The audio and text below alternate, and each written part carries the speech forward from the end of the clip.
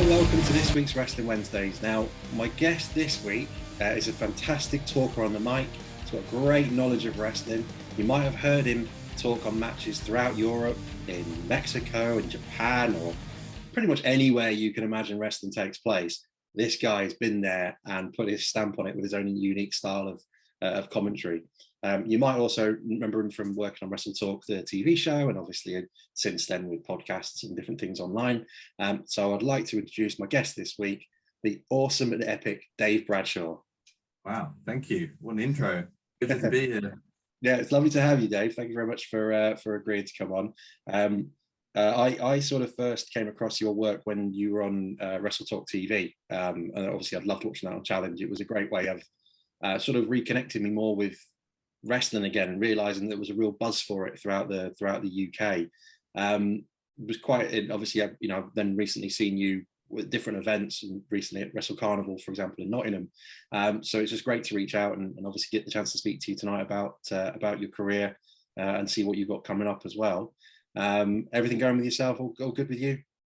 Yeah, it's busy. Like, I mean, that's the good thing, is that it's, you know, I was saying to someone the other day, it does feel very much now like, obviously we've had 2.25 difficult years for obvious reasons, and it just in the past couple of months or 3 or 4 months, it really does feel like, you know, things are getting back to normal. Because as much as I enjoy doing commentary from my room, you know, just doing it in post-production or in a studio somewhere, those kind of cramped little vocal booths that you do it in is not quite the same as being live in an arena and being around the fans. So, you know, I've been able to be back among people, both in England, and as you said, I do some stuff across Europe. So since sort of February and March, I've been able to travel again for the first time in a couple of years. I'm delighted that things are sort of kind of coming back to normal, and of course they're not going to be normal immediately, right? You know, the wrestling scene the independent wrestling scene in particular,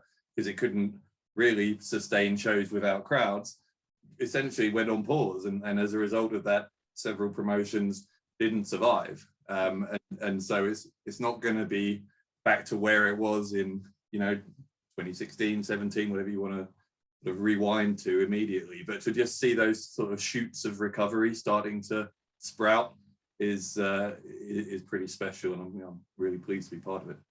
Yeah, I mean, it's quite exciting to see that there's a number of new promotions sort of popping up every sort of week or every month. You see a new company, you're like, I'm running out of things to follow on Twitter. There's so many of these companies, but I'm amazed that in the last couple of years there's been so many new faces coming into wrestling, and that, you know, as a fan looking in, it's just that I can't believe the hassle it must have been not be able to train, not be able to work on things and work on, you know, crowd reactions or anything like that. Before I obviously delve into how you started off, how have you found that? As you mentioned, obviously a bit of booth work and not really being around. How has that been as a sort of a challenge? But now you're back. Is it you're excited to be back, or has it been a bit of an adjustment period to be like, oh, actually people can hear what I'm saying? I mean, it's not a challenge in the sense I've always done some stuff in post-production. You know, I know you mentioned Mexico and stuff, and I've done and Japan. I did most of that, well, no, all of that stuff in post-production. Unfortunately, they didn't fly me to Mexico City to commentate for AAA or anything like that. So that was all done remotely. And so there is that sort of, you know, there is that experience that I have. I guess it's a challenge when you first start doing stuff in a booth without a live audience, certainly, because you do have to, you know, there's tricks you learn. Like I have to have the audio in my headset of the crowd noise. I have to have it turned up really high, because I have to feel like I'm in a noisy place. Otherwise, just because you're sort of naturally self-conscious if you're in a silent room, you know, I find that if I listen back to myself doing commentary in post-production and I haven't done it with any background noise, I sound like I'm commentating in a library, and I sound like I'm trying really careful to be quiet, you know. So things like that you learn, but I've been lucky enough to learn that way before the pandemic, because I was doing stuff then. But yeah, I mean, the two are very different, for that being one of the reasons why. And yeah, it's, of course, the other thing when you're in post-production, unless you're doing it live, which is pretty rare, you can stop. You know, if you really mess something up, you can start again. Whereas obviously when you're doing a live show, it's, you know, whatever you say, you've got to keep going. So occasionally, all of us, even the best of us, I'm sure, stumble on some words or do something wrong, and so it's a little less polished, I guess, when you're doing a live show, because if there's a mistake, you just keep going. But I prefer it. I mean, it's much more authentic because of that, you know, and you get these sort of natural reactions of being in amongst the atmosphere, of actually being in the room where the stuff's happening. And I think during the pandemic, because it lasted so long, you kind of forget that. And then as soon as you sort of are able to go back and do a live show with actual humans surrounding you, and, you know, fans just going crazy about what's happening, you're like, oh yeah, I remember why this is so cool. And it is. It's the best feeling in the world. Yeah, and obviously as fans, we obviously understand that you've got to do certain things post-production, and for certain ways, that's the way things work, especially for certain promotions. But yeah, listening to your unique style when you're at a match and your reactions to it, you know, it's not, you know, because when you're doing it on post, you might have seen something a couple of times, or you might have read about it, whereas this is you watching it live in person. It's happening right in front of you, and the crowd reactions live, your reactions live, and you know, it's great. And you know, I've got, you know, you put your unique stamp on any commentary you do, so hence why it's you know, great to have a conversation with you. I'm quite curious to how it all sort of started for you. You know, growing up, were you, you know, was wrestling something you really loved, and then how did you develop into working in wrestling as a whole? Yeah, I mean, I was a wrestling fan from when I was 8 years old. Went to my cousin's house one Easter holiday or half term or something, and they were watching. They had Sky, and I didn't. And they were watching a VHS of UK Rampage '91, I think it was, and it was Ted DiBiase with Sensational Sherry in his corner against Texas Tornado, Kerry Von Erich. That was the first match I ever saw, and so. And actually, when I look back at that, I'm like, actually, that I can kind of see why that was. Even actually, it wasn't a very good match. It ended up in a count out or something. It wasn't, but it was like, but just in terms of the characters, you know, Texas Tornado, this like white meat kind of good guy, you know, and then you've got Ted DiBiase, who I think is one of the great all-time heels, and also Sherry, who I think one of the great all-time managers, as well as her in-ring work. So, I mean, actually, when I look back at sort of what the first match I ever saw was, I'm like, okay. Yeah, I can see how I kind of got into this. So yeah, it was in this era. I don't know how old you are, but like in 91, I was 8, and so it was yeah. So it was taking off in the playground. Like Hulk Hogan was big, the Ultimate Warrior, Macho Man, Randy Savage, all those kind of guys were what everyone was talking about, and it was the craze. You know, like how yo-yos were a craze for a bit, and like wrestling went through that patch of being the thing if you're in a primary school in England during that period, and obviously most people then moved on, but here I am. So, yeah, it stays with 31 years later. Yeah. Yeah, I'm a similar age. I think I'm probably about a year or so older than you. So yeah, but Hulkamania was yeah what grabbed me into it. You know, if you can enjoy a film like Suburban Commando and Mr. Nanny, then you know you're in wrestling for life. It's kind of nothing else I could do after that. It's like, if you turn around and go, I must own that on VHS, that's kind of me committing. Yeah, and still like, feel the need to defend it decades later, when your friends like, oh, that was rubbish. I'm like, how dare you? Like, outrageous. What it was like, no. Yeah, I mean, cinema. Incredible artistic work. And Hulk Hogan's Rock and Wrestling, the animation series, they were the days. Honestly, they were the days. You can't beat it.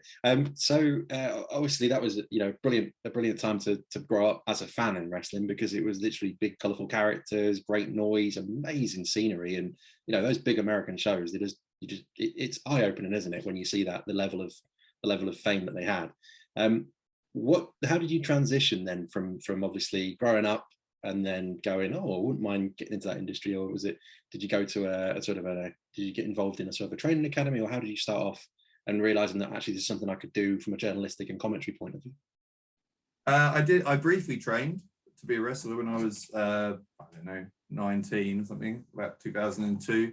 I did it for about, like, I was on my gap year between, you know, sixth form and university, and I very briefly, well, I say briefly, about like 6 Sundays or something, went to a couple of different places. One of them was the Hammerlock Gym in Kent, which is pretty famous for producing Zack Sabre Jr. and Doug Williams and Jodie Fleisch sort of was around that scene as well. So so there, and then the FWA Academy in Portsmouth I went to a couple of times, but it turns out that I'm horrendously unathletic, and in any case I was weeks away at that point from going off to tour America in a van on one of those kind of gap year things that lots of people do at that age. So it gave me a ready-made excuse sort of 6 weeks in, when I realized that I couldn't even hit a drop kick. I mean, it was I could barely get my feet off the ground. It's ridiculous. So I gave up on that pretty quickly, and pretty much forgot about it for the next 3 or 4 years because I was at university. But what I did do while I was at university is student radio. So I learned to talk on a microphone and to sort of present shows, and also you learn a little bit about what your natural role is when you're broadcasting as well, when you have that experience, you know, through whether it's student radio or hospital radio or whatever you do. And I kind of found, because I was running like the sort of the weekly politics show and also the weekly like sports show and stuff, so like spoken word stuff mainly, and I was doing it with a group of friends, but I noticed it was me who was kind of, I don't mean this like arrogantly, but me who was like holding it together. You know, while they were going off on a tangent, I wasn't like the joker of the pack, if you like. I was the guy keeping it on track, keeping us to time, and sort of progressing things along. And so I sort of realized, I'm like, okay, so that's when I came to think about doing wrestling, which was after I left uni and was like, wanted to keep doing broadcasting and stuff. I was back in London. I was at university in Norwich, but I came back to London and was like, what can I do now? Maybe like, I still liked wrestling, and I was like, maybe I can see if I can translate that student radio stuff into commentary. So I and because of what I learned about the role that kind of suits me best, I immediately knew, oh, I'm a play-by-play guy. I'm not, you know, I'm Gorilla Monsoon. I'm not Bobby Heenan. You know what I mean? So it's like, which helped because I had a fairly clear vision of where I would fit in a sort of a wrestling commentary booth, rather than just, you know, some people I think are just like, I'll do anything. I just want to be part of the show, which is fair enough. But I think it does help if you know, sort of, if you've got a sense of where you would best fit. So I wrote or emailed a couple of promoters who were running shows, not in London, but in Kent and places, so easy commute out of London, and one of them said, yeah, come and have a go. So gave me a little audition, they liked it, and then put me on, and so I started in September 2008.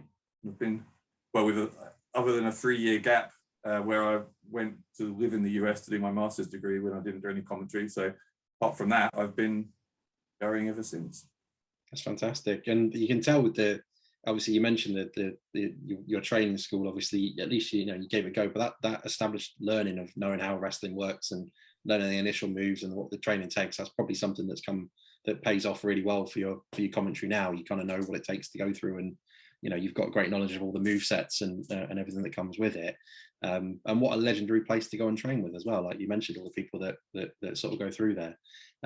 Is that sort of where your sort of relationship with Alex Shane kind of started off? Because obviously you've had a great connection with him, obviously with Wrestle Talk TV and commentary for one of his organizations. Is that where you met Alex back then? No, not at Hammerlock. That was on sort of some of the early shows I did in 2008. But then, yeah, with Alex, I did the second incarnation of the FWA. I was a commentator for when that came. I don't know if you remember that, but that was it was less successful than the first one. But I think it was kind of pioneering in its own way. But that was in sort of 2009, 10, and then after that, 2011 was when I moved to the US for a couple of years. So then I was sort of out of action, and actually that's when it was maybe because I left. No, I don't think so. But like, because while I was away, the industry like exploded, you know, and when I came back, which was at the end of 2013, so start of 2014, by then ICW was big in Scotland, Progress was big in London, Rev Pro was you know, really doing good things as well. So there was a lot happening, and you know, things that had sort of been unspoken rules previously had been broken, by which I mean like there was a sort of a, well, no one runs in central London because you're not going to draw a crowd there, and the venues are expensive, and you know that's why everyone's doing small village halls out in the suburbs and things. And it's like, then you get back and someone like Progress is running in, well, first of all, Islington and then Camden, you know, in iconic venues, and drawing huge, like, enthusiastic crowds, and not people who are sort of typically, like, stereotypically wrestling fans either. And it's like, okay, this is something different to what it was just 2 or 3 years ago. And you know, I think I sort of was fortunate enough to come back just when that boom period had just sort of started to take off, and was able to be kind of part of at least the sort of second 2/3 of that time, sort of from, you know, 2014 to, I don't know when you want to say that period ended. Maybe it was the pandemic, maybe it was on its, some people said it was on a bit of a downward trend before the pandemic, but certainly like 14, 15, 16, 17, those years were incredible years to be working in British wrestling, and that those are the sorts of times that I'm sure I'll be, you know, telling the grandkids about or whatever, you know, for many years to come, because it's yeah, it's quite something. Yeah, I mean, what was that transition like for you? Obviously, when you came back, I mean, there's that. Because obviously you started off, and it kind of was picking up really good pace. I know, obviously, you mentioned the second wave FWA. For me, it felt like there was a real pace picking up at around sort of 2009, 2010, where people were talking about things more, and there was more interaction with it. But yeah, a couple of years later, suddenly it was, wrestling was everywhere, and you know, you could see it on TV, but you could go to like local big shows, and big stars were coming over.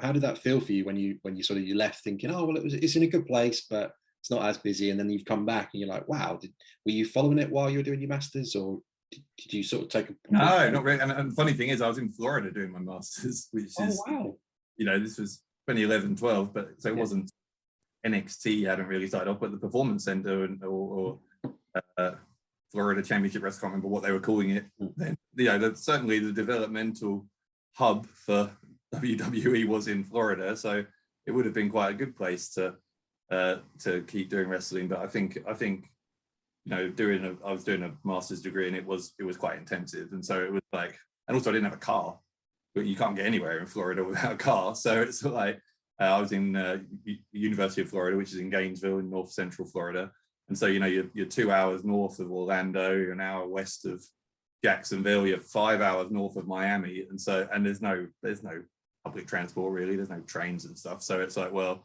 it's like I'm staying in Gainesville for for a couple of years, and I had a great time, but yeah, I was sort of living in this university bubble, going to big college American football games and stuff, but sort of very different existence to what I've been doing in the UK. And so yeah, it was very interesting to come back, and as I say, to come back to, we'll see, where I'm from, and it to be, in terms of wrestling, it to be kind of going back to what you've done before, but in many ways just so totally different for the reasons we just said. Yeah. And around that sort of period of time, obviously, like you say, probably the kind of period of time you talk to your grandkids about. What were the sort of matches or even maybe a promotion that sort of felt that really stood out to you, and just the atmosphere and the way the crowd were? Was there anything in particular that sort of sticks to your mind now as best match or best event you worked on?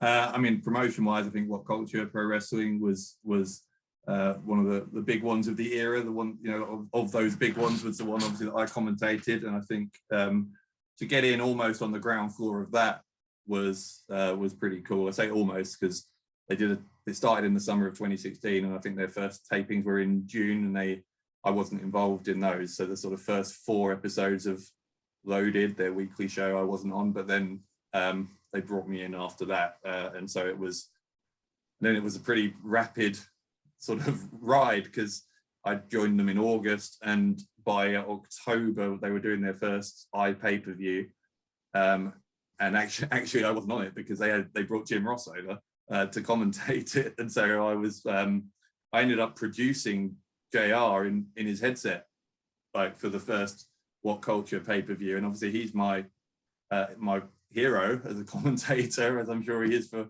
almost anyone who grew up through the Attitude Era and is now a wrestling commentator. So So, you know, that was pretty nerve-wracking. I thought I was having the night off.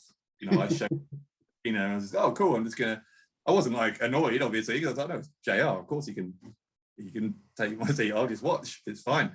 But I thought I was just going to watch. And then one of the producers was like, oh, could you produce the commentators? I'm like, yep. Then JR looks at me, he goes, you know, just count me down when we're going to a video, kid, and then keep quiet. And I'm like, okay. Amazing. So it was pretty much like count down from 5 at the end of each match when we're fading out to a video package or something, and otherwise. Oh, and actually, no, to be fair, he said, and if I say anything wrong, correct me. And he was new to the product, so a couple of times he got a name very slightly wrong or something, but I mean, he's pretty, as you would expect, pretty much a consummate professional. So he'd done his homework, and then took extensive notes before the show in the dressing room and stuff, and wanted to make sure he had everyone's names right. So I mean, he didn't really need, as you would expect, he didn't really need much help, but it was cool for me, just another day at the office for him. But it was, anyway, so that was JR. And then but he was just one of the guys who they brought in. What Culture they brought in, Bret Hart was brought in at that early stage to sort of do, what he didn't wrestle, but he did some sort of general manager type sort of things. Cody Rhodes was a big part of the early days of What Culture, one of the guys who really helped put them on the map. And Cody was just the nicest human being, you know, so good, and was like, had time for everybody, whether you're the sort of, you know, main event wrestlers or the ring crew. Like he was interested and genuinely like engaged with you, and remembered your name. You know, I saw people who most wrestlers would not have remembered their name. You know, no offense to them, but it's just because there's so many people working on a show of that scale. And he'd come back, you know, he'd been away for a month or something, comes back for another show, and he's like, hey, John, how are you? How's the family? You know, it's like, okay, this guy's cool. So that there was him. Trying to think who else there was. Ricochet was there for a lot of it, Will Ospreay. Rey Mysterio came in a couple of times. Alberto Del Rio or Alberto El Patron was there a few times. I mean, it was just mad. It was like the people they were bringing over, and then guys who were about to become huge as well. I mean, Ricochet's probably one of those, like Keith Lee, the team who are now the Viking Raiders were there. Trying to think who else. I mean, just loads of them, and it was just this. It's one of those things that it sort of burned brightly and burned out quickly, I guess, What Culture in a way, because it's sort of that era of them bringing in big names and playing big venues. You know, we were playing venues of up to sort of 2,500 people, which was pretty big for independent wrestling in the UK. So, but after a little while, I think that became, I wasn't involved in the finances, obviously, but I think it maybe became a little bit financially unsustainable, and they started having to slightly scale back who they brought over. But it still kept going as What Culture, and then it changed its name to Defiant Wrestling, and kept going until the summer of 2019. So it lasted, actually, in the end, under both names, it lasted a total of less than 3 years. But my goodness, some of what we did in those 3 years was pretty cool. Yeah, I mean, it left a real stamp on the audience, and I think there's a real craving for a lot of fans that experienced any of it to have a bit of that, you know, no pun intended, a bit of that culture back. It's that literally was a great way of driving a lot of attention back into wrestling. And, you know, it just seemed a really cool thing again. Like, there was online content, there was live events, there was everyone getting involved, and guys like yourselves making a name for themselves alongside all these amazing talents. So yeah, that really did stand out as a fan watching it. And it was like, wow, how are these things happening? And it was cool to go to wrestling. You know, it's as much as we love it, a lot of everyone we know maybe doesn't love it, but those couple of years of What Culture, it was just cool to go to. It's cool to talk about. It's great to see. So it's amazing to hear, you know, so many positive stories from that time. And that's so cool that you got to work with Jim Ross. I think that's what a real highlight, and something you can, that experience you had on your university radio, where you said you found out what your role would be in terms of keeping everything together and keeping on top of it, probably came in really handy for that work with Jim Ross, where you're producing him and counting him down. Yeah, and you learn a lot from him, and not just him. I mean, from Jim Cornette as well, who was there also. He was the color commentator, and then we did another show a couple of days later, which wasn't on pay-per-view. JR was just there for that one show, but we did another show 2 days later that I was commentating, and I did it with Cornette. And so, you learn some things, like JR told me about, when you're counting, if you're calling a pinfall, don't do this kind of 1, 2, and oh, it's only 2, because saying only makes it sound like 2 is not a big deal. If you get a 2 count, you nearly won. And so some sort of stylistic points like that are interesting to me. And then Cornette said to me, I already knew Jim Cornette a little bit because I hosted the Q&A tour that he'd done a couple of years prior, 2014, when he came over. So Jim Cornette was already kind of a friend, but I'd never commentated with him. And he was saying to me, like, after the first match we did, because it wasn't live, so we were able to like talk to each other for a minute or so between matches.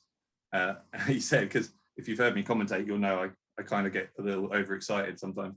And he sort of said after the first, I remember the first match on that show I did with him was a tag team match. It was Mustache Mountain, which was Tyler Bate and Trent Seven against Johnny Moss, who's now a trainer with the Performance Center or with NXT, and Liam Slater, who's a really good British wrestler. And it was a really, really good tag team match. And inevitably, as the big spots happened, I was losing my mind. And I remember Jim Cornette looking at me as we sort of went off air after that first match with 7 more matches to go. And he's like, wow, kid, you got a set of pipes on you. And I was like, thanks, buddy. And he was like, okay, cool. But, save some for the main event.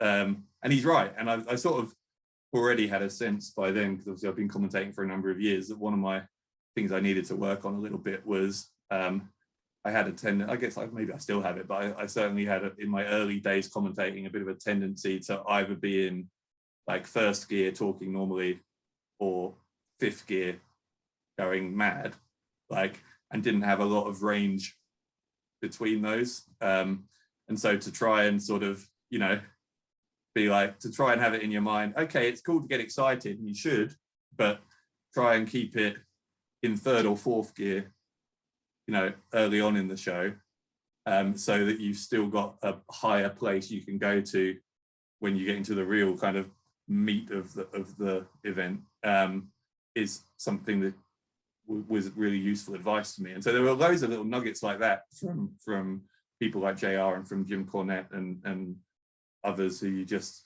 to work with world-class people like that, and to sit and to commentate world-class wrestlers doing their thing as well. It just improves you so much, because you just see so many little details of how they make themselves great. And so it was just so invaluable. It really was. Yeah, and obviously when I listen to you, it's your enthusiasm, but it's also your knowledge of everything that's going on that makes it great to listen to you. And as much as the legends are like the Jim Rosses and all the rest of it, you've made a very good name for yourself with a lot of fans like myself who enjoy listening to you, and you stand out compared to a lot of other commentaries that you know when it's a Dave Bradshaw commentary. So I like that enthusiasm, and I think it reaches out to people like me who like to listen to it. So but I suppose as well, like you mentioned, obviously you've learned on the job with a lot of it. It's probably something that hasn't really been there for wrestling training schools in terms of learning the behind the scenes side of wrestling. Obviously you can learn how to wrestle, but you can't necessarily learn how to do the commentary or the ring announcing, etc., without doing it on the job. Is that something you've seen change since you've started your career? Now do promotions, when you go in, do they spend time thinking about that, or do they just think, no, you're coming in, you know how to manage yourself, that's it? I mean, I don't think there's commentary school to go to, if that's what you mean. Still, I don't think there's. I mean, I've seen some promotions offering sort of workshops for non-wrestling roles, whether it's like learn to be a referee or learn to be a ring announcer or commentator or whatever it is. But I haven't been to any, so I can't vouch for how good they are. But I mean, obviously, in terms of training to be a wrestler, there's a lot more options than there were in 2002 when I briefly tried, when there really were only, 2 or 3 options, certainly in the south of England, to go to. And now there's loads of different places you can go. I mean, the challenge now, if you want to train to be a wrestler, is make sure you pick a good one, because you go to a training school that's really not very good or even very safe. So you need to go somewhere that's going to train you right. But as a non-wrestler, I mean, it's still hard, I think. You do have to be kind of self-taught, I think. And you just got to accept that, when you start something new, you're not going to be great because it's new. Even if you think, oh, I was pretty good on radio or whatever I did. Well, I can promise you, commentating wrestling is an entirely different skill to anything else. And I commentated like football a little bit at university as well. And it's like, well, they are not the same, obviously, because, I mean, for one thing, it's a totally different thing because there's 22 people you're commentating on in football, but also it's purely a sport. And so you're just giving a straight down the middle sports commentary. Whereas with pro wrestling, quite often you're trying to be the sort of the voice of the fans and sort of voicing what their opinion will be on the kind of the morals or the ethics of the storyline they're watching. And I think my role as play-by-play commentator is to be the one who's sort of saying what it is that we're trying to project, which is, oh, this person's really noble and deserves your support. This person is a dastardly villain and you should be angry at them. And so it's partly acting or partly, I don't know if acting's the right word, but it's a different blend of skills to sports commentating. Having said that, I always say that you can learn quite a lot from listening to sports commentators that aren't wrestling commentators. I do listen to a lot of people like Jim Ross, people like Gordon Soley, people Monsoon and Heenan are my well, I was going to say guilty pleasure. I don't feel guilty about it. I think they're incredible. But I do listen to sort of other sports. I'm a football fan, so I try and pick up some stuff from football commentators. I think I was watching something recently. It might have been like the Champions League final or something, and one of the commentators said something like, "It is a cauldron in here," like sort of trying to get across how intense the atmosphere was. And sometimes I'm just like, oh man, that's a good line. And I'll carry a notebook. Obviously, I've always got my phone on me, like we all do. So I'll try and type it and try and somehow remember it, and so that it's sort of a line I can fit in next time it's appropriate when I'm commentating. So borrowing stuff from lots of other places is cool, but the only way really to improve is keep practicing, keep learning, learn from people who are better and more experienced than you are, like a couple of examples I just gave, and you'll sort of, if you stick at it and work hard, hopefully you and if you've got some kind of ability for it, hopefully as well, then you get there.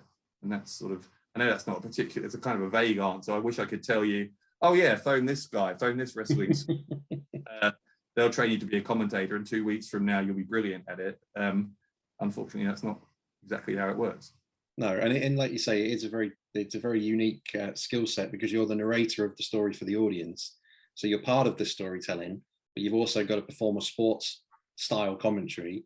And obviously you picking up areas like that brings the believability back to it. So when you're planning on listening to the story and you think maybe some stories are far-fetched a little bit of the time, you bringing in other elements because you're a football fan with the knowledge that you've got from radio and sport, that makes it believable again. So it's great, and that's why, like I say, huge fan of your work. But I wanted to just have a quick moment to promote the upcoming events you've got coming up in the UK. Where can people come and see you working live, where you're recording your commentary over the next few months? So I'm working for a company called Riot Cabaret, who are a brand new company in London. Their first show's in Clapham at the Clapham Grand on 28th of June, and they're really booking some real top tier British indie scene talent. So I mean, that's a really good place to go. It's a Tuesday night as well, which I think is kind of cool because not many people are running a Tuesday night in London. So yeah, Tuesday 28th of June, Riot Cabaret, look them up. They're going to be something pretty special, and again, an opportunity to get on with them at the ground floor, so to speak. I think it would be pretty cool for the fans as well to get involved. I also do PEW, which is Phenomenal Elite Wrestling, which recently started up there in Stratford upon Avon, and they're really showcasing a lot of like new up and coming talent on the UK scene, which has been great for me because, you know, again, there's been those 2 years where you're sort of not seeing people live, and so to see, okay, this person's going to be huge, you know, this person's going to be big, has been really interesting. So there's that, and obviously you can catch my non-British work in various places online. I do WXW, West Side Extreme Wrestling, which is pretty big, and they're on the WWE network, as well as having their own on-demand WXW now. I do something called Passion Pro, which is in Hungary. And I think what else I've been doing. GWF, German Wrestling Federation. That's another German one. I've been doing them for 3 or 4 years. So lots of places you can see me. And again, the fact that I'm able to list so many, I think is just a sign of, again, that health of the British or the European wrestling scene and how it's thriving again. It's great hearing so much insight from you about, you know, how your career's developed and the little nuggets that you've learned over the years. That's incredible insight. So thank you for sharing that. And as I say, I think it'd be, I've seen obviously a little bit of noise on social media where there's desire for a bit of a what culture reunion at some point, and it'd be great if you guys ended up doing that. So I think that'd be really popular. So yeah, you never know. Hopefully, fingers crossed, you will do. In terms, obviously, I wanted to ask a couple of questions. One about UK crowds, but because you mentioned so much about the work you're doing at the moment and the up and coming UK stars and talent that you're seeing, are there any? Put you on the spot here a little bit. You don't have to answer this one if you don't want to, but are there any in particular you really enjoy watching and doing commentary on, or any that sort of really stood out and you think, yeah, that's someone I really want to keep following? Ooh, I don't want to miss people out is the problem. So it's a bit of a loaded question, I'm afraid. Sorry. If I stick with PEW, which is, you know, like I said, is the main place in England I'm working that's for sort of up and coming talent at the moment. I think Lance Rivera is going to be huge. He's an obnoxious young man. So it pains me to say it, but I think he's going to be quite a big star.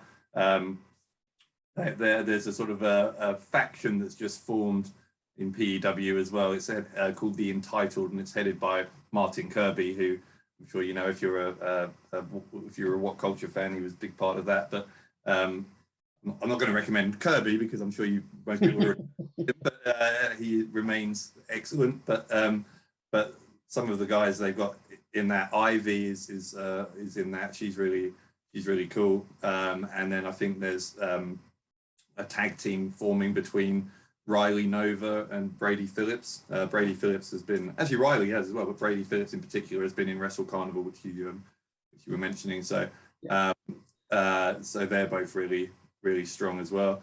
Harley Hudson, who's really coming up, sort of really feels like she's got sort of rocket boosters strapped to her at the moment in terms of where her career is going. So the hype is justified. I can tell you, she's really good as well. So there's a lot, and I've undoubtedly forgotten others who are equally impressed by. So please don't come at me on Twitter if I've forgotten you. But as I say, there is a very, very strong scene of people, up and coming, which is good to see, because it could have been that with 2 years of not being able to train or to do anything, a lot of like young people who could have chosen pro wrestling might have gone and done something else. And so the fact that people have stuck at it, or in some cases maybe only recently started and whatever, but are coming through and are looking very, very promising in terms of where their careers are going, is a very good omen, I think, for where the scene is headed. Yep. And obviously you mentioned Riot Cabaret, the event on June 28th. Clapham Grand, very iconic venue that's being reopened after renovation. What's that going to be like for you when you, is that a venue you've ever been to previously through nights out or anything? Is that something you're looking forward to working in? Yeah. Yeah. I've watched a couple of Super Bowls there, and I was there for it was the England's quarter final in the World Cup 4 years ago, the Russia one, where we beat Sweden 3-0 and made our first semi-final since 1990 or whatever, and it was on a sweltering Saturday afternoon in the Clapham Grand. That's one of my all-time favourite football memories. So yeah, I don't have any wrestling memories there. I'm not aware of wrestling shows having been in there before. They may well have been, but yeah, I've got memories from other sports there. But we're going to make some new ones on June 28th. And as I said, those guys have really gone all out and picked some of the absolute top names on the British independent scene. They've got an 8-man tournament to crown their first champion on their very first night, which is going to take place that night. They've got a women's rumble match. It's a jukebox rumble, which means the fans get to pick the music that each woman enters by. Which my immediate reaction to this is just me. I see like getting old and stuff, but my immediate reaction was, well, that's a copyright nightmare. Because if they're going to put that on there on demand, then it better not be anything you got to pay royalties. I don't know. I'm sure they. But that's going to be. I've never heard of that before.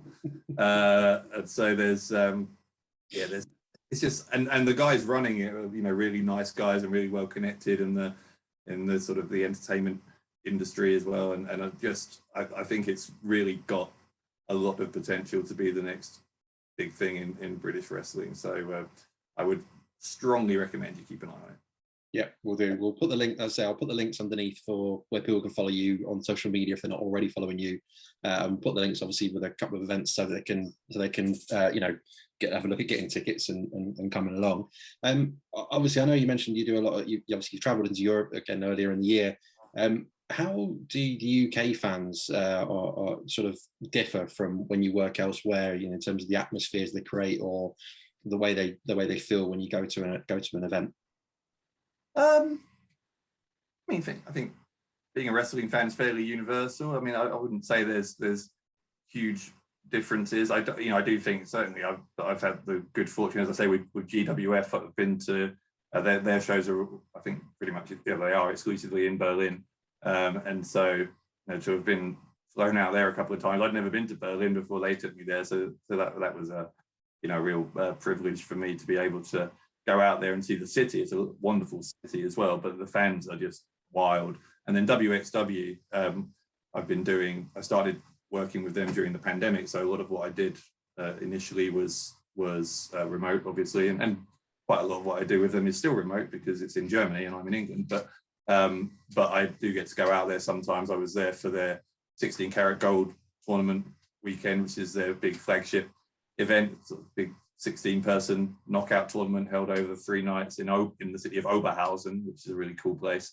And I mean, oh my goodness, WXW fans are like no other. I mean, they're wildly enthusiastic for that event. It is their WrestleMania, and it's their and especially with it not having happened for 3 years. I think the last one would have been 2019 because the 2020 and 2021 got cancelled. So to be there at the start of March for that was pretty cool. I would put that up there in the sort of the top 10 career highlights for me as well. I mean, it was just and they're just such a cool promotion, and they're so well run and so professional. It's really been a pleasure to be involved with those guys over the past year or so as well.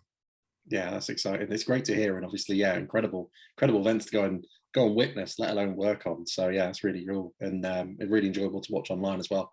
For anyone who wants to catch up on them, they're certainly worth it for the atmosphere alone.